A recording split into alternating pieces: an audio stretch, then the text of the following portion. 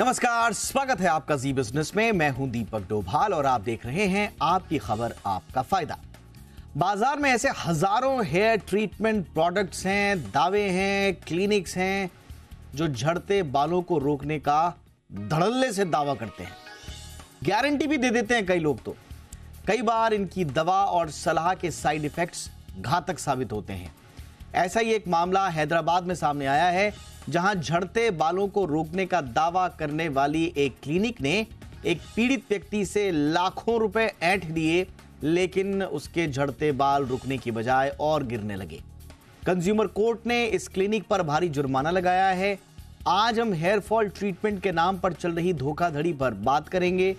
Show में इस तरह के दावों के खतरे और आपके अधिकार भी बताएंगे एक्सपर्ट्स के साथ, लेकिन सबसे पहले देखिए ये रिपोर्ट।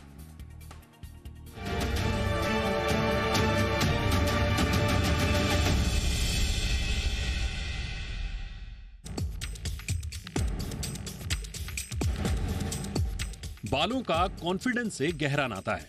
अगर असमय बाल ज्यादा झड़ने लगते हैं तो लोग परेशान हो जाते हैं। इंटरनेट और यूट्यूब पर इसका निदान तलाशने की कोशिश करते हैं, जहां झड़ते बालों को रोकने के हजारों विकल्प मौजूद होते हैं। कोई हेयर ऑयल की मार्केटिंग कर रहा होता है तो कोई क्लिनिक बालों के रीग्रोथ का दावा करता है। टीवी, अखबार और होर्डिंग्स पर भी गिरते बालों से निजात दिलाने के बड़े बड़े दावे करते विज्ञापन आपको दिख जाएंगे।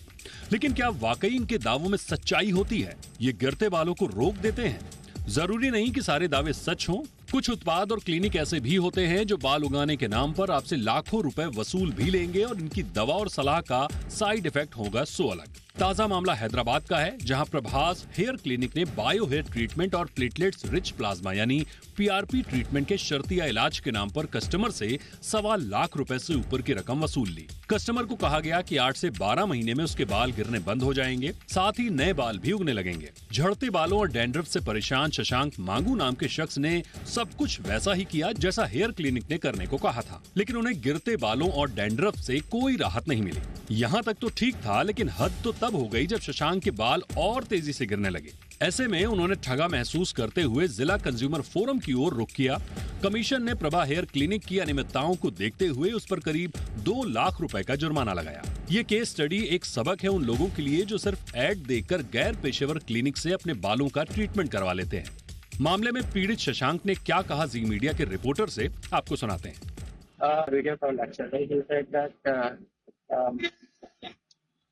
Explain that process that's again a different issue. So he said that if you continue your therapy or treatment, this will definitely work. I said, see, it's been almost 9 to 10 months, and you said you will find a visible result. See, obviously, hair therapy is something you can see. It's not something which can be hidden inside, right? So I said, I don't see any visible result after all these 10 to 12 months and me spending around 1.3, 1.4 lakhs. मामले में जब जी media ने Prabhas hair clinic से बात करने की कोशिश की तो उसने बात करने से साफ इनकार कर दिया। Okay, so can you just throw light on this issue, because we spoke to Shashank. Okay. So he says he was taken for a ride by your company, promising that hair loss and dandruff treatment. Yeah. Once I'll call you back. Huh? Give me some time, I'll call you back. Okay. Thank you. Thank you. Further, this you can contact me directly in case if you want anything. Okay, I will call you back. अब बात करते हैं असमय गिरते बालों की। दरअसल इसकी वजहों को समझना बेहद जरूरी है। इसके लिए आप किसी अच्छे डर्मेटोलॉजिस्ट से संपर्क कर सकते हैं। त्वचा संबंधी बीमारी के चलते बाल गिर सकते हैं। कई बार बॉडी में vitamin A, vitamin C, vitamin D, vitamin B7 और विटामिन B9 की कमी से भी बाल गिरने लगते हैं। इसके अलावा खराब खान पान, प्रदूषण, लंबी बीमारी, हार्मोनल असंतुलन, खारे पानी के अलावा स्कैल्प इन्फेक्शन, किसी दवा के साइड इफेक्ट, किसी केमिकल से एलर्जी और महिलाओं में डिलीवरी के बाद बाल गिरने की आशंका रहती है। वहीं कुछ लोगों में वंशानुगत वजहों से भी गंजेपन की शिकायत हो सकती है। इसलिए ये जरूरी है कि बाल गिरने के असल कारणों की पहचान हो, वो भी डॉक्टर की निगरानी में। और हाँ, किन्हीं कारणों से आप या आपका कोई जानने वाला ऐसे जालसाजों के जाल में फंस गया है तो आपको क्लिनिक या ब्रांड की ओर से किए जा रहे दावों पर सवाल पूछने का पूरा अधिकार है। अगर आपको किए गए दावे गलत साबित होते हैं तो कंज्यूमर फोरम में शिकायत करके आप अपने लिए इंसाफ मांग सकते हैं। शर्त यही है कि आप सही जानकारी रखें और जागरूक रहें। ब्यूरो रिपोर्ट, जी मीडिया। बहुत ही खास मेहमान इस वक्त हमारे साथ जुड़ चुके हैं। आइए आपका परिचय आज के मेहमानों से करा दें। हमारे साथ है doctor Deepali Bhardwaj, senior dermatologist हैं। दीपाली जी, बहुत बहुत स्वागत है आपका। हमारे साथ हैं सुजय कांतावाला, सीनियर कंज्यूमर लॉयर हैं। सुजय जी, आपका भी बहुत बहुत स्वागत है सर।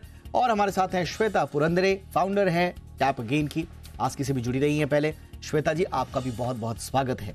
और आप लोगों से मैं चर्चा आगे बढ़ाऊं इससे पहले इस पर्टिकुलर मामले में, हैदराबाद के मामले में जो कंज्यूमर कोर्ट है, एक तो उसका क्या कहना है और साथ ही साथ जो तेलंगाना का कंज्यूमर जो एसोसिएशन है, उन दोनों का इस मसले पर क्या कहना है, जरा वो भी आपको सुना देते हैं।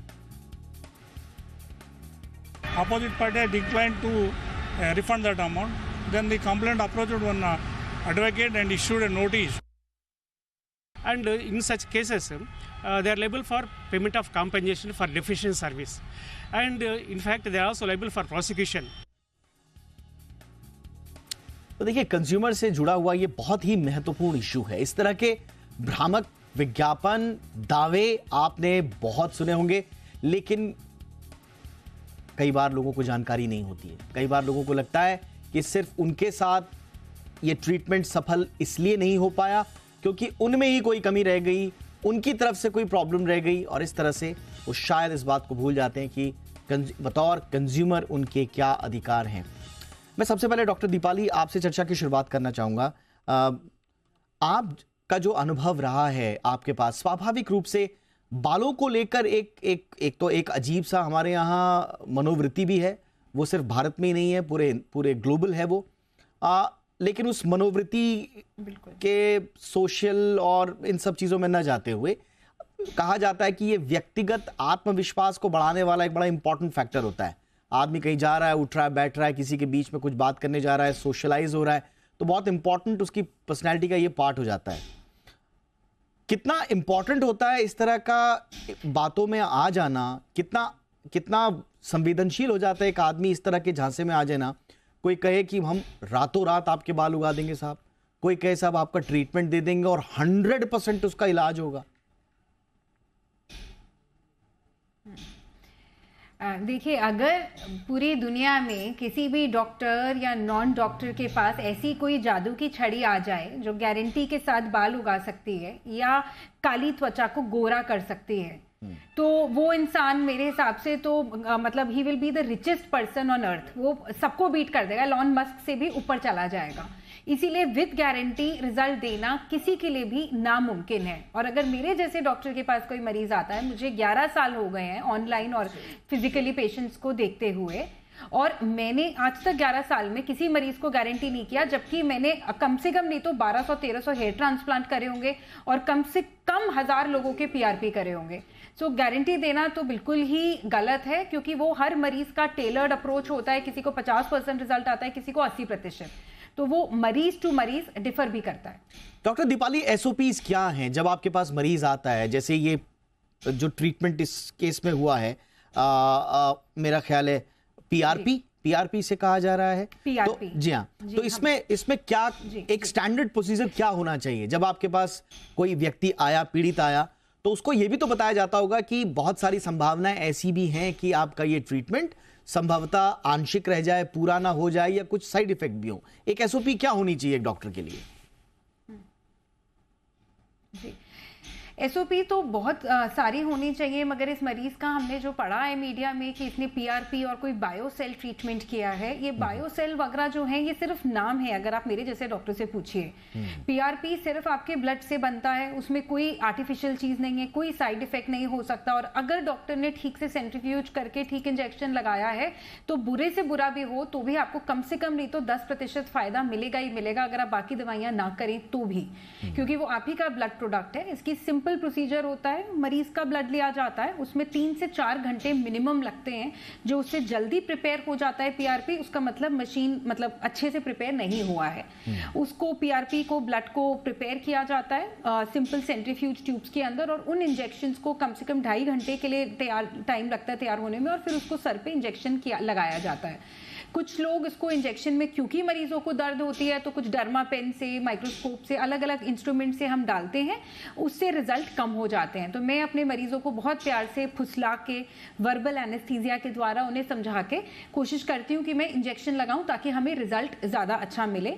जनरली 2 से 3 सेशंस बहुत होते हैं, मगर क्योंकि बालों पे और स्किन कलर, और आज बालों की बात हो रही है, इन दोनों चीज़ों को इतना ज़्यादा लोगों में क्रेजीनेस आई हुई है, जिसकी वजह से बहुत लोग हैं, जैसे हर प्रोफेशन में ब्लैक शीप्स होते हैं, तो इसमें भी ज़रूर कुछ लोग कमर्शियल हो गए हैं, जिसके लिए मुझे लगता है सिर्फ और सिर्फ सरकार का रोल थोड़ा सा मिसिंग है, और सरकार को स्ट्रॉन्ग रूल्स लाने चाहिए कि इस तरह के लोग और क्वैकरी आगे पनप ना पाए।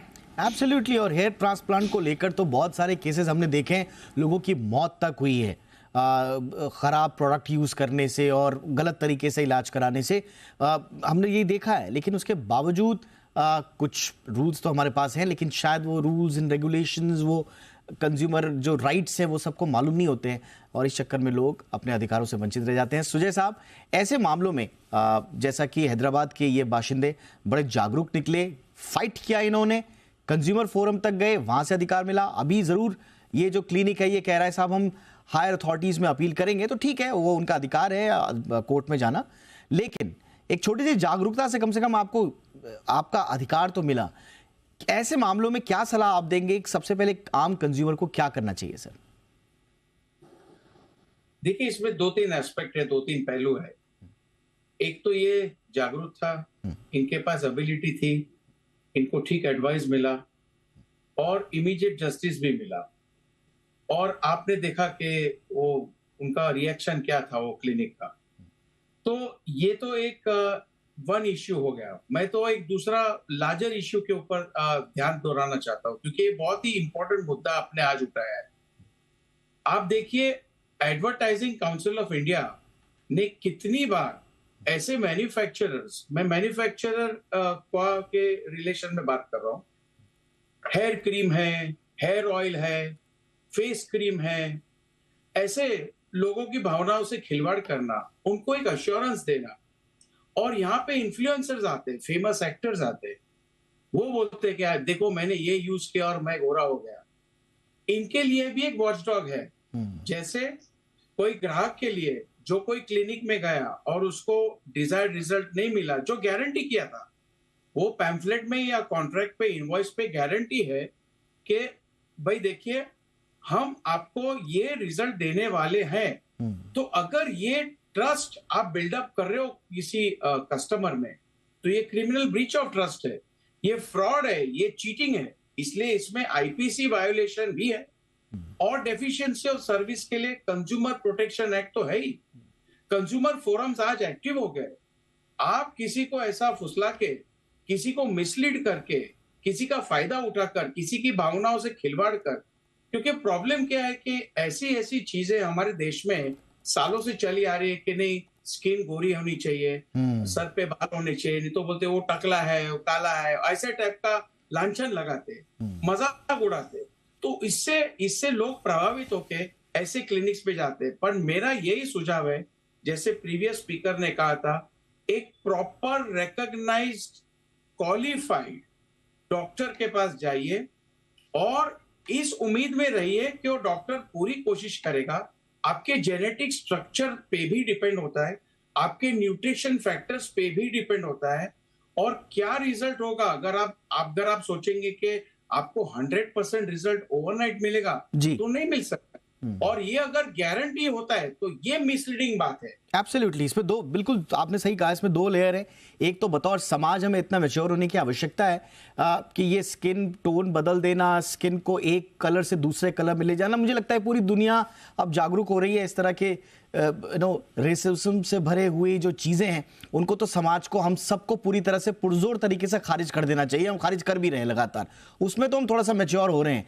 लेकिन उसके बावजूद जो आपकी नब्ज पकड़ी हुई है एक सिटीजन, एक आम कंज्यूमर की जो नब्ज पकड़ी हुई है बड़ी बड़ी कंपनियों ने, और उसको उसके आत्मसम्मान से जोड़कर, उसके कॉन्फिडेंस से जोड़कर, इन सब चीज़ों को देखकर जो बता दिया जाता है, इस तरह की मिसलीडिंग एडवर्टीजमेंट भी हम देखते हैं कि वो आदमी के इमोशन से खेलते हैं, श्वेता जी, है ना, और उसके इमोशन से खेलकर, उसके करियर से जोड़कर भ्रामक दावे किए जाते हैं। आस्की ने इससे पहले भी इस तरह की कार्रवाई की है, लेकिन हम कई बार देखते हैं कि ये कार्रवाई कई बार नाकाफी साबित होती है। एक अगर अच्छा मिसाल पेश नहीं की हमने दंड देने की या फिर जुर्माना लगाने की। आपने बहुत सही कहा और इस बारे में मैं दो पॉइंट्स में रखना चाहती हूँ। पहली बात तो कंज्यूमर्स तो उनको बहलाना काफ़ी आसान है और आजकल तो इन्फ्लुएंसर्स के माध्यम से उनको हेयर ग्रोथ, जैसे घास उगती है ऐसे गंजे के सर पर बाल आ जाएंगे, ऐसे दावे किए जाते हैं। तो पहली चीज़, हेयर ग्रोथ के जो क्लेम्स है वो कोई कॉस्मेटिक सौंदर्य प्रसाधन नहीं कर सकते। ऐसे क्लेम सिर्फ और सिर्फ दवाई के उत्पाद के लिए ही किए जाते हैं। तो ये पहली चीज जानना बहुत जरूरी है कि जो कोई कॉस्मेटिक ऐसे क्लेम कर रहे हैं हेयर ग्रोथ की, वो सरासर गलत है।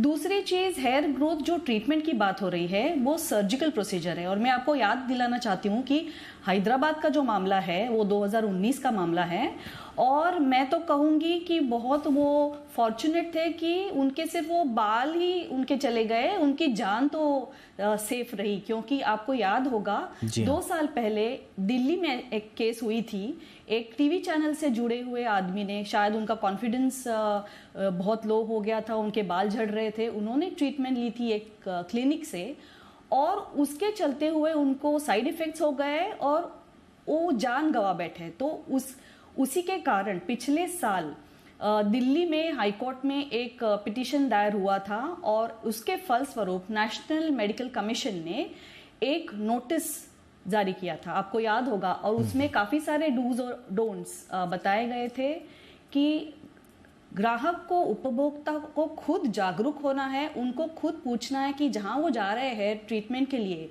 क्या वे रजिस्टर्ड मेडिकल प्रैक्टिशनर है, क्योंकि ये वाले जो प्रोसीजर है सिर्फ और सिर्फ प्लास्टिक सर्जरी कर सकते हैं या डर्मेटोलॉजिस्ट कर सकते हैं।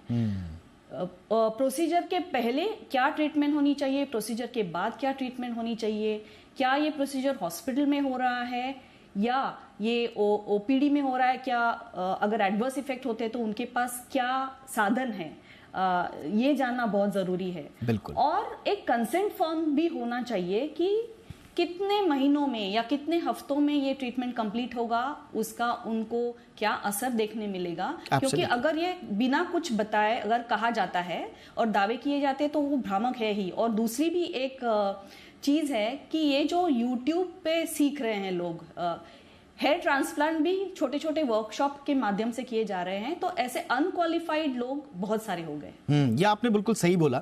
हालांकि ये हैदराबाद वाले केस में हम ये मान के चल रहे हैं कि ये तमाम पैरामीटर्स पर खरे उतर रहे थे, क्योंकि कंज्यूमर कोर्ट ने इनके दावों को भ्रामक पाया है, इनकी क्वालिफिकेशन पर क्योंकि कोर्ट की कोई टिप्पणी नहीं है। लेकिन ये बहुत इंपॉर्टेंट पीस ऑफ इंफॉर्मेशन है कि सिर्फ MD, DNB dermatology, MCH, DNB plastic surgery, यही एस्थेटिक सर्जरी करेंगे इंक्लूडिंग हेयर ट्रांसप्लांट।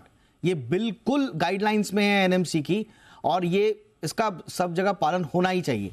लेकिन एक व्यक्ति के साथ जब इस तरह के दावों के बाद उसके साथ धोखा हो जाता है, उसके साथ और क्या क्या उसके पास अधिकार हैं ये भी समझने की कोशिश करेंगे। भ्रामक विज्ञापन अगर आ रहे हैं उनमें क्या करना है, और एक आम व्यक्ति, देखिए हम तो कहते हैं बार बार, यदि आपके कॉन्फिडेंस का मसला है, यह आपका अधिकार है कि आप अपने कॉन्फिडेंस को बूस्टअप करने के लिए अपना कोई भी ट्रीटमेंट लें। लेकिन अगर आप सामाजिक प्रेशर में आ रहे हैं तो थोड़ा सा सबको जागरूक होने की आवश्यकता है, बतौर समाज हमें और मैच्योर होने की आवश्यकता है। हाँ, अगर किसी अंडरलाइन, क्योंकि ये हेयर लॉस क्योंकि सीरियस भी हो सकता है, इसलिए हम ये कहेंगे अगर कोई अंडरलाइन डिजीज की वजह से हो रहा है, बहुत सारी प्रॉब्लम्स की वजह से अगर हो रहा है, तो उन चीज़ों को पहले डायग्नोस कराएं। सिर्फ समाज के प्रेशर में अगर कि बाल झड़ जाएंगे तो समाज हमें स्वीकार करेगा या नहीं करेगा, इस अवधारणा से बाहर सबको निकलना होगा। जो पीड़ित है उसको तो निकलना ही है, जो समाज है, हम सब लोग जिसका पार्ट है, हम सबको इस धारणा से बाहर निकलना होगा। स्वागत है। तो हेयर फॉल का इलाज, लेकिन अनफॉर्चुनेटली गली गली जालसाज बैठे हुए हैं। समय समय पर इस तरह की खबरें आती रहती हैं। हैदराबाद में एक व्यक्ति ने, जो कि जागरूक था, कंज्यूमर फोरम में जाकर अपनी लड़ाई को जीता है, और इसीलिए आज हम इस पर चर्चा कर रहे हैं कि इलाज के नाम पर कहीं आपके साथ कोई धोखा तो नहीं हो रहा है। डॉक्टर दीपाली, एक आम लोगों की जागरूकता के लिए उनको क्या सलाह देंगी जब कभी भी अपने हेयर फॉल ट्रीटमेंट के लिए जाए, वो किसी भी तरह का हो, क्या बातों का ध्यान रखना आवश्यक है? एक डॉक्टर के बारे में जानकारी से लेकर, उसके क्लिनिक की जानकारी से लेकर उनके दावों की किस तरह से वो पड़ताल कर सकता है, क्या ध्यान में रखना है मैम उसको? जी, ये बहुत अच्छा आपने जो प्रश्न उठाया है, और ये जो यहाँ मैडम ने कहा कि बहुत अच्छा हुआ, ये जो पेशेंट हैं जिनको अपना रिफंड मिला है, इन्होंने अपनी जान नहीं खोई। एक केवल हमारा देश है जिसमें 5 या 6 हेयर ट्रांसप्लांट की डेथ डॉक्यूमेंट हो चुकी हैं, और हर डेथ पे मैंने को मतलब बहुत दिल से महसूस हुआ और बहुत अफसोस हुआ, क्योंकि हर बार वहाँ पे डर्मेटोलॉजिस्ट या प्लास्टिक सर्जन मिसिंग था, डॉक्टर ही मिसिंग था। आप कभी भी किसी कॉस्मेटिक सर्जरी के लिए जाएं या किसी नॉन कॉस्मेटिक चीज के लिए जाएं, आप प्लीज न्यूज़पेपर के ऐड, सोशल मीडिया के ऐड से उस डॉक्टर को ना ढूंढें, सेंटर को ना ढूंढें। अगर वो एक कॉर्पोरेट सेंटर है, मैं कोई भी कॉर्पोरेट सेंटर का नाम नहीं बोलूंगी, मगर इसमें लोगों को पैसा दिखने की वजह से बिजनेसमैन हाउसेज ने बहुत सारे कॉर्पोरेट सेंटर खोल दिए इंडिया में, जिसमें डॉक्टर होता ही नहीं है। ना आपको MBBS डॉक्टर मिलेगा, ना आपको आयुर्वेदिक डॉक्टर मिलेगा, कोई डॉक्टर ही नहीं है। सो आप अगर मुझसे मिल रहे हैं, मेरा नाम है डॉक्टर दीपाली भारद्वाज, मैं दिल्ली में मरीज देखती हूँ और मैं बॉम्बे में मरीज देखती हूँ। आप मेरे नाम पे डालिए doctor Deepali Bhardwaj Maharashtra medical council, या doctor Deepali Bhardwaj Delhi medical council, state का नाम डालिए, आगे मेडिकल काउंसिल डालिए, तो हमारी सरकार की एक वेबसाइट है, उससे मेरा पूरा चट्टा बट्टा निकल आएगा कि मैं पास्ट क्वालिफाइड डर्मेटोलॉजिस्ट हूँ या मैं फेल हो गई हूँ, मैं डर्मेटोलॉजिस्ट नहीं हूँ। और प्लीज अपने कॉस्मेटिक काम सिवाय डर्मेटोलॉजिस्ट या प्लास्टिक सर्जन से किसी से ना कराएं।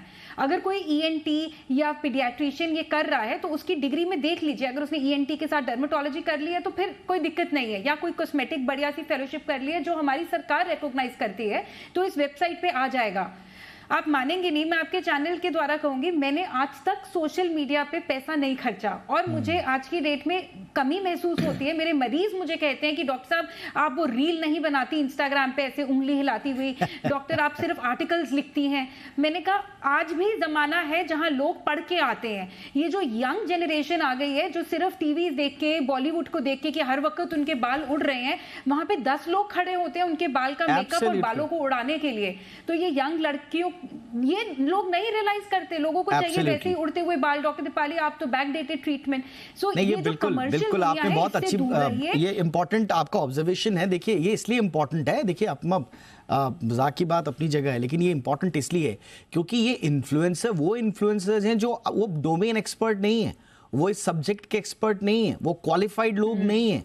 और आपको बिना क्वालिफाइड लोग अगर ये कहेंगे कि आप फला तेल लगा लीजिए साहब आपके बाल आ जाएंगे, या आप फलाना ट्रीटमेंट ले लीजिए, मैंने खुद ये देखिए इस पर आज की भारत सरकार सबकी नज़र है, हमारी नज़र है। हम कई बार इन खबरों को उठा चुके हैं, बता चुके हैं। आप भी जितने हमारे दर्शक देख रहे हैं, अगर आप इस तरह के इन्फ्लुएंसर मार्केटिंग के चक्कर में आ रहे हैं, आपको एक्स्ट्रा सतर्क होने की आवश्यकता है, क्योंकि एक इन्फ्लुएंसर के चक्कर में आके कहीं आपके हेल्थ के लाले ना पड़ जाएं, लेने के देने ना पड़ जाएं, इसलिए बड़ा इंपॉर्टेंट है। लेकिन इसके लीगल एस्पेक्ट को और समझते हैं। सुजय साहब, एक कहा जाता है कि न्याय बड़ा देरी से मिलता है हिंदुस्तान में, लेकिन हम देख रहे हैं कि कंज्यूमर एम्पावरमेंट जैसे जैसे हो रहा है, नेशनल कंज्यूमर हेल्पलाइन आई है, बहुत एम्पावरमेंट हुआ है, लेकिन उसके बावजूद शायद उसका प्रचार इतना नहीं। यस, पार्टली आप सही बोल रहे हो, लेकिन अब क्या हुआ है, हर स्टेट में एक कंज्यूमर फोरम है। आप डिस्ट्रिक्ट फोरम देखिए, आपका कॉम्पेंसेशन अमाउंट के हिसाब से स्टेट फोरम और नेशनल कमीशन, और उसके बाद कोर्ट तो है ही। मैं इसलिए ये दोहराना चाहता हूं कि आप अगर डेफिशिएंसी ऑफ सर्विस का एक पहलू है जिसपे आप प्रोसीड कर रहे हो, आप कॉम्पेंसेशन भी मांग सकते हो, लेकिन इसमें क्रिमिनल ऑफेंस भी है, इसमें ब्रीच ऑफ ट्रस्ट है।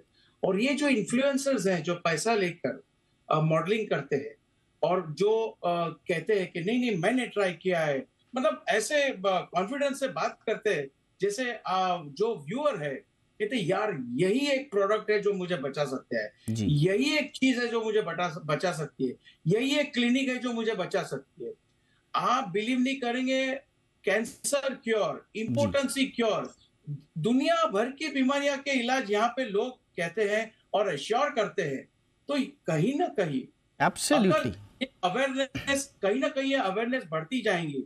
4-5 लोग अगर कन्विक्ट हो गए, हाँ, और मीडिया ने इसको पब्लिसाइज अच्छी तरह किया, तो डर के मारे ऐसे फ्रॉड और चीट्स जो है बिल्कुल वो लोगों को बिल्कुल ये आपने बहुत सही बोला। देखिए कई बार क्या होता है, बहुत समय मेरे पास कम है श्वेता जी, कई बार ऐसा भी होता है कि बड़े क्वालिफाइड डॉक्टर्स होते हैं, सब कुछ अच्छा होता है, डॉक्टर्स भी ठीक है, क्लिनिक भी अच्छा है। इस केस में हम ऐसे ही मान के चल रहे हैं कि ये मेडिकल ग्राउंड्स पे सब लोग क्वालिफाइड रहे होंगे, लेकिन उसके बावजूद अगर आप अनरीजनेबल वादा कर रहे हैं सिर्फ इसलिए कि हमारे यहाँ ट्रीटमेंट करवा दे, और ये कह रहे हैं 100% साहब हम तुम्हारा कर देंगे, तो फिर आपकी उस क्वालिफिकेशन का कोई मतलब नहीं रह जाता। कानून के दायरे में आप फिर भी आएंगे, जैसा इस केस में हुआ। हाँ, और दो चीजें हैं। एक तो बड़ी अच्छी बात है कि हाल ही में कंज्यूमर अफेयर्स मिनिस्ट्री ने ये कहा था कि जो कोई इन्फ्लुएंसर अगर डॉक्टर है और ये प्रचार कर रहे हैं तो उनको जरूरी है कि उनका मेडिकल लाइसेंस नंबर वो उनके कम्युनिकेशन में दिखाएं। तो जैसे डॉक्टर जी ने कहा, तो ये लाइसेंस नंबर हम चेक करके देख सकते हैं कि ये जेन्युइन है या फर्जी डॉक्टर है। और दूसरी चीज, कंज्यूमर खुद जागरूक हो, क्योंकि ये अगर प्रोसीजर डॉक्टर्स खुद करने वाले हैं, नेशनल मेडिकल कमीशन बहुत ही अच्छा फोरम है जहां पर अगर कोई शिकायत करता है तो वो डॉक्टर का लाइसेंस खतरे में आ सकता है। तो ये तो डर बना जरूर रहेगा, और बढ़ा चढ़ा के दावे नहीं करने चाहिए। एब्सोल्युटली नहीं करने चाहिए, बिल्कुल। तो इसमें हर तरह से आपको कंज्यूमर को अपने लेवल पे जागरूक होना है। इस तरह के क्लिनिक्स को जो क्वालिफाइड हैं हम, तो उनको भी ये देखना है कि वो कहीं ज़रूरत से ज़्यादा का कोई दावा तो नहीं कर रहे हैं, और अगर कोई फर्जी दावे कर रहा है तो उसके लिए तो भाई कानून का डंडा है ही। हम लोग बैठे हुए निगरानी के लिए, और जनता भी लगातार जागरूक हो रही है, तो ऐसे लोग तो सिस्टम से बाहर हो जाएं, उनके लिए बेहतर है। बहुत बहुत शुक्रिया आप तीनों का समय निकालने के लिए। Doctor Deepali Bhardwaj, thank you so much ma'am. बहुत बहुत शुक्रिया सुजय कांत अवाला सर आपका। श्वेता पुरंदरे जी आपका भी बहुत बहुत शुक्रिया। इस एपिसोड में इतना ही, नमस्कार।